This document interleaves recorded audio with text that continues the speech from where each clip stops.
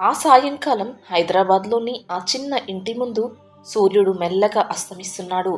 ఆకాశం ఎరుపు రంగులో మెరిసిపోతూ ఉండగా ఆ ఇంటి ముందు ఉన్న పాత మామిడి చెట్టు కొమ్మలు ఆకాశాన్ని తాకాలని ప్రయత్నిస్తున్నట్లుగా వ్యాపించి ఉన్నాయి. ఆ చెట్టు కింద ఒక పాత కుర్చీలో కూర్చుని రాజారావు దూరంగా చూస్తున్నాడు. అతని కళ్ళల్లో ఒక గాఢమైన విషాదం, జ్ఞాపకాల తెరలు కదులుతున్నాయి. అతని చేతులు వణుకుతున్నాయి. ముఖంపై ముడతలు పడి ఆ ముడతల్లోనే అతని జీవిత కథ మొత్తం దాగి ఉంది. రాజారావు ఒకప్పుడు రైల్వేలో ఉద్యోగి. తన జీవితాన్ని పూర్తిగా పిల్లలకు అంకితం చేశాడు. భార్య లక్ష్మి మరణించిన తర్వాత అతని జీవితం మరింత ఒంటరిగా మారింది. కానీ అతని ఇద్దరు పిల్లలు, కొడుకు విజయ్ మరియు కూతురు సుధా, అతనికి ఆసరా అని అనుకున్నాడు. వారు నన్ను చూసుకుంటారు అని. లక్ష్మి, నువ్వు ఆకాశంలో నుంచి చూస్తున్నావు కదా అని అతడు తరచూ తన భార్య ఫోటోతో మాట్లాడేవాడు, కళ్ళల్లో నీళ్లు తిరుగుతూ ఉండగా. ఆ ఫోటోలో లక్ష్మి ముసిముసి నవ్వుతున్నట్లు అనిపించేది. కానీ అది కేవలం అతని మనసులోని భ్రమ మాత్రమే. ఆమె వెళ్ళిపోయిన తర్వాత అతని రాత్రులు నిద్రలేనివి, రోజులు భారమైనవి అయ్యాయి. రాజారావు జ్ఞాపకాల్లోకి మరింత లోతుగా వెళ్తాడు. చిన్నప్పుడు విజయ్కి జ్వరం వచ్చినప్పుడు రాత్రంతా నిద్రపోకుండా కాపలా కాశాడు. విజయ్ శరీరం వేడెక్కి ఆ చిన్ని చేతులు తన చేతుల్లో వణుకుతూ ఉంటే రాజారావు గుండె భయంతో గట్టిగా కొట్టుకునేది. బాబు, నువ్వు బాగుండాలి, నీకోసం నేను ఏమైనా చేస్తాను అని పలవరించేవాడు. ఆ చిన్ని ముఖాన్ని చూస్తూ కన్నీళ్లు పెట్టుకునేవాడు, తొందరగా నయమవ్వాలని. సుధకు ఫీజులు కట్టడానికి తన రిటైర్మెంట్ పెన్షన్ల నుంచి సర్దుబాటు చేశాడు. ఆమె చిన్నప్పుడు రాత్రులు కథలు చెప్పి నిద్రపుచ్చేవాడు. డాడీ, మీరు లేకుండా నేను ఎలా అని సుధ అడిగినప్పుడు అతని గుండెల్లో ఆనందం పొంగేది. ఆమె చిన్ని కళ్ళల్లోని మెరుపు అతనికి జీవితాన్ని ఇచ్చేది. నా పిల్లలు నన్ను చూసుకుంటారు అని ఎప్పుడూ అనుకునేవాడు. ఆ ఆశతోనే రోజులు గడిపేవాడు. కానీ సమయం మారింది. విజయ్ ఒక సాఫ్ట్వేర్ ఇంజనీర్ అయ్యాడు. సుధకు పెళ్లి చేసి ఆమె అమెరికాలో సెటిల్ అయ్యింది. విజయ్ భార్య ప్రియ ఒక కార్పొరేట్ ఉద్యోగిని. ఇంట్లో రాజారావును భారమని భావించేది. ఆమె మాటలు బాణాల్లా గుచ్చుకునేవి. కానీ రాజారావు మౌనంగా సహించేవాడు, పిల్లల సుఖం కోసం అని అనుకుంటూ. అతని గుండెల్లోని ఆ ఆశలు రోజురోజుకి కూడా చిన్నవి అవుతున్నాయి. ఒకరోజు సాయంత్రం ఇంటి హాల్లో విజయ్ మరియు ప్రియ కూర్చొని టీ తాగుతున్నారు. రాజారావు వంటగదిలోకి వచ్చి వణుకుతున్న గొంతుతో, బాబు, నా మందులు అయిపోయాయి, రేపు తీసుకువస్తావా అన్నాడు. అప్పుడు ప్రియ ముఖం చిట్లించి కోపంగా చూస్తూ, అంకుల్, మీరు ఎప్పుడు ఇలాగే, మా బిజీ షెడ్యూల్ మీకు తెలియదా? మేము ఆఫీస్ నుంచి వచ్చి ఇప్పుడే వంట చేస్తున్నాను. మీరు మీ మందులు తెచ్చుకోలేరు, కనీసం ఒక గ్లాస్ వాటర్ కూడా తీసుకోలేరా? మీరు అసలు ఈ ఇంట్లో ఉండడమే మాకు భారం అంది. ఆమె మాటలు అతని గుండెల్లో సూదుల్లాగా గుచ్చుకున్నాయి. విజయ్ మౌనంగా ఉన్నాడు. తన ఫోన్లో అతడు మునిగిపోయాడు, ఏమీ విననట్టుగానే. రాజారావు గుండెల్లో గాయం మరింత లోతుగా అయ్యింది.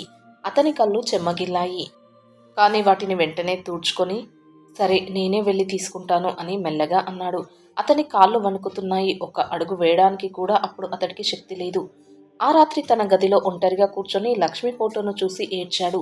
లక్ష్మి, నువ్వు ఉండి ఉంటే ఇలాంటి మాటలు నేను వినాల్సిన అవసరం ఉండేది కాదు. మన పిల్లలు మారిపోయారు, వారు మనల్ని మర్చిపోయారు అని కన్నీళ్లు రాలిపోతూ ఉండగా మాట్లాడాడు.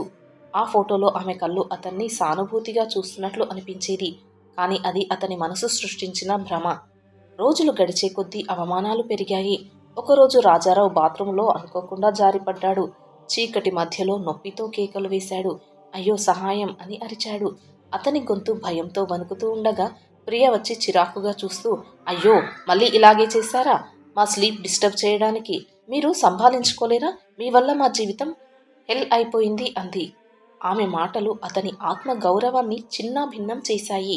విజయ్ వచ్చి, నాన్న, మిమ్మల్ని మీరు సంభాళించుకోండి, మాకు పనులు ఉన్నాయి. మీరు ఇలాంటి పనులు చేస్తూ ఉంటే మేము ఎలా ఉండాలి అని చిరాకుగా అన్నాడు. అతని మాటల్లో ఒక్క దయ కూడా లేదు. రాజారావు నొప్పితో విలవిలలాడుతున్నాడు. కానీ అతని గుండెల్లోని నొప్పి మరింత తీవ్రం. ఆ రాత్రి అతడు నిద్రపోలేదు. తన భార్యను గుర్తుకు చేసుకుని, లక్ష్మి, నువ్వు అక్కడ కాకుండా ఇక్కడ ఈ చోటే ఉండి ఉంటే నా గాయానికి మరమ్మత్తు చేసేదానివి. ఇప్పుడు ఈ పిల్లలు నా నొప్పిని కూడా చూడలేరు అని ఏడుపు ఆపుకోలేకపోయాడు. అతని ఆత్మగౌరవం చిన్నాభిన్నమైపోయింది. గుండెల్లో ఒక శూన్యం మిగిలింది. సుధ నుంచి ఫోన్ వచ్చేది 2 నెలలకొకసారి. డాడీ, ఇక్కడ నేను బిజీ, మీరు బాగున్నారా అని అడిగేది. కానీ అతని బాధలు వినడానికి ఆమెకు సమయం లేదు. ఒకసారి అతను, సుధా, నీకు తెలుసా, నా గుండెల్లో ఏదో బరువు అని ఏదో చెప్పబోయాడు. కానీ ఆమె, సారీ డాడీ, మీటింగ్ ఉంది, బాయ్ అని ఫోన్ పెట్టేసింది. ఆ మాటలు అతని గుండెను మరింత చీల్చాయి. అతను ఫోన్ చేతిలో పట్టుకొని మౌనంగా ఏడ్చాడు. నా కూతురు కూడా నన్ను మర్చిపోయిందా అని మనసులో అనుకున్నాడు. ఒకరోజు విజయ్ ఇంటికి వచ్చి తడబడుతూ, నాన్న, మేము ఈ ఇల్లుని మార్చబోతున్నాము. మీరు వృద్ధాశ్రమంలో చేరండి. అక్కడ మీకు మంచి సౌకర్యాలు ఉంటాయి, ఫ్రెండ్స్ ఉంటారు అన్నాడు. రాజారావు అది విని షాక్ అయ్యాడు. అతని కళ్ళు విస్తరించాయి. బాబు, నేను మీతోనే ఉంటాను, నా మనవడితో. నా పెన్షన్ మీకు ఇస్తాను, నన్ను వదిలేయకు అని వేడుకున్నాడు. గొంతు తడారిపోతుండగా చేతులు జోడించి మొరపెట్టాడు. అప్పుడు ప్రియ మధ్యలోకి వచ్చి కఠినంగా, అంకుల్, మా లైఫ్లో మీరు ఇంటర్ఫియర్ అవుతున్నారు. మీరిక్కడి నుంచి వెళ్ళండి. మా సుఖం మాకు ముఖ్యం అంది. ఆ మాటలు రాజారావు గుండెను చీల్చాయి. అతడు మౌనంగా తలదించుకున్నాడు. కన్నీళ్లు రాలిపోతున్నాయి. నా జీవితమంతా మీకోసమే గడిపాను. ఇప్పుడు నేను మీకు భారమా అని మనసులో అనుకున్నాడు. ఆ బాధ అతన్ని లోపల నుంచి కుల్లబడుస్తుంది. మరుసటి రోజు రాజారావు తన బ్యాగ్ సర్దుకున్నాడు. భార్య ఫోటోను లోపల పెట్టుకుని, లక్ష్మి, నువ్వు చూస్తున్నావా, మన పిల్లలు మనల్ని వదిలేస్తున్నారు. నేను ఒంటరిగా ఎలా అని కన్నీళ్లు పెట్టుకున్నాడు. ఆ ఫోటోను ముద్దు పెట్టుకుని ఏడ్చాడు. విజయ్ కారులో అతన్ని వృద్ధాశ్రమానికి తీసుకెళ్లాడు. నాన్న, వీక్లీ వచ్చి చూస్తాను అన్నాడు. కానీ ఆ మాటల్లో నిజం లేదు. ఆశ్రమం గేటు వద్ద రాజారావు తిరిగి చూసి, బాబు, నువ్వు నా కోసం ఒక్కసారి కూడా బాధపడవా అని మనసులో అనుకున్నాడు. కన్నీళ్లు రాలిపోతూ ఉండగా కార్ వెనక్కి చూడకుండా వెళ్ళిపోయింది. వృద్ధాశ్రమంలో మొదటి రోజులు ఒంటరిగా గడిపాడు. రాత్రులు నిద్రపోకుండా పిల్లలను గుర్తుకు చేసుకుని ఏడ్చేవాడు. విజయ్, సుధా, మీరు ఎందుకు ఇలా అని ఏడుస్తూ మాట్లాడుకునేవాడు. అక్కడి ఇతర వృద్ధులు రమణమ్మ, గోపాలరావు అతనికి మంచి స్నేహితులయ్యారు. ఉదయాన్నే యోగా చేస్తూ సాయంత్రం కథలు చెప్పుకుంటూ ఒకరికొకరు ఆసరా ఇచ్చుకునేవారు. ఇక్కడ మనకు గౌరవం ఉంది, ఇంట్లో లేని శాంతి ఇక్కడ ఉంది, ఎవరు ఇక్కడ మనల్ని తిట్టరు అనేవాడు గోపాలరావు. అతని కళ్ళల్లో కూడా ఒక పాత బాధ దాగి ఉండేది. రమణమ్మ తన కథ చెప్పేది. నా కొడుకు కూడా నన్ను వదిలేశాడు, కానీ ఇక్కడ మనమంతా ఒక కుటుంబం, ఒకరినొకరు చూసుకుంటాం అని అతని చెయ్యి పట్టుకుని సమాధానం చెప్పేది. రాజారావు దీర్ఘంగా ఆలోచించేవాడు. ఆ ఆశ్రమంలోని మౌనం అతన్ని క్రమంగా శాంతపరచడం మొదలుపెట్టింది. తన పిల్లలు ఫోన్ చేయడమే మానేశారు. ఒకరోజు సుధ ఫోన్ చేసి, డాడీ, మీరు వృద్ధాశ్రమంలో ఉన్నారా? విజయ్ చెప్పాడు. అసలు అతడు ఇలాంటి పని ఎలా చేస్తాడు? నేను వచ్చి మిమ్మల్ని తీసుకెళ్తాను అంది. కానీ ఆమె కూడా రాలేదు. ఉత్త మాటలే. ఆ ఫోన్ తర్వాత రాజారావు మరింత విరక్తికి గురయ్యాడు. ఆమె కూడా నా బాధను అర్థం చేసుకోవడం లేదు అని ఏడ్చాడు. కొన్ని నెలల తర్వాత విజయ్ కుటుంబం ఒక పార్టీకి సిద్ధమవుతోంది. Vijay promotion party. నాన్న లేకుండా పార్టీ ఎలా? రిలేటివ్స్ అడుగుతారు, మన పరువు పోతుంది అన్నాడు విజయ్. అతని మాటల్లో స్వార్థం స్పష్టంగా కనిపించింది. ప్రియ చెప్పింది, వెళ్ళి తీసుకురండి, కానీ ఒక రోజుకు మాత్రమే, తర్వాత తిరిగి పంపేయండి అంది. ఆమె చూపుల్లో ఇబ్బంది ఉంది. వృద్ధాశ్రమానికి వెళ్ళి, నాన్న, పార్టీకి రండి, మీ మనవడు రాహుల్ మిస్ చేస్తున్నాడు మిమ్మల్ని, అతడు మీకోసం ఏడుస్తున్నాడు అన్నాడు విజయ్. కానీ అతని మాటల్లో నిజాయితీ లేదు.